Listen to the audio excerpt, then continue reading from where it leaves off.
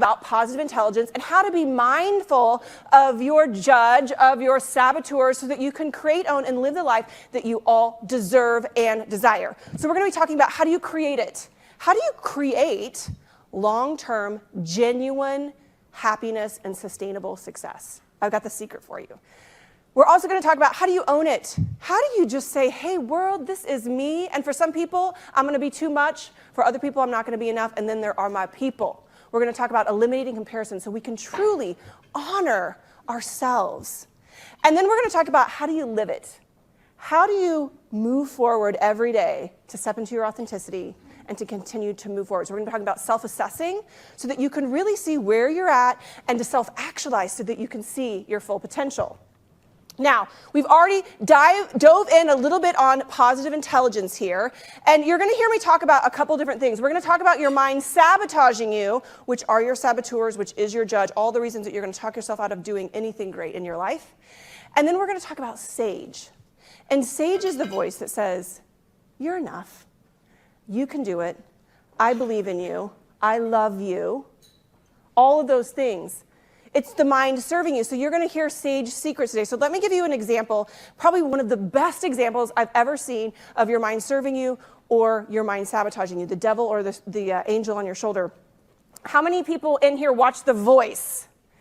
What about if you're on virtual, go ahead and drop not only The Voice, but who your favorite people are on The Voice. So my mom is, she's single, and she watches way too much TV.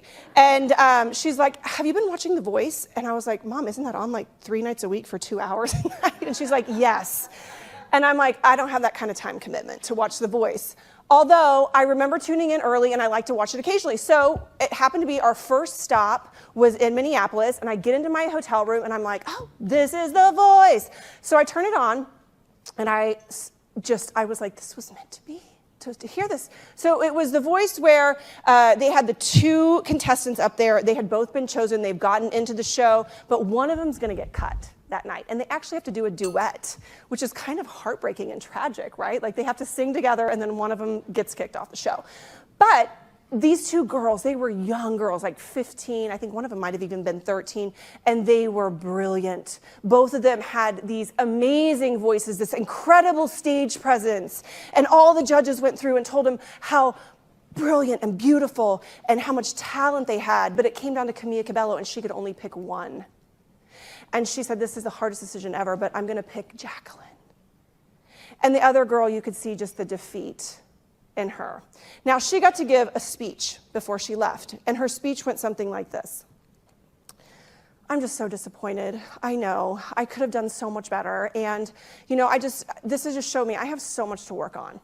And Camila Cabello stopped her, and she said, girl, you have so much to work with. That is positive intelligence.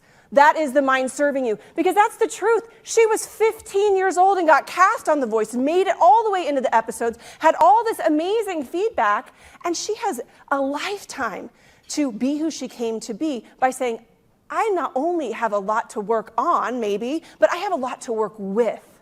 That's positive intelligence. And that's my goal for today, is that you walk out of here being who you came to be because you know that, hey, I got a lot to work with, world. So let's get going.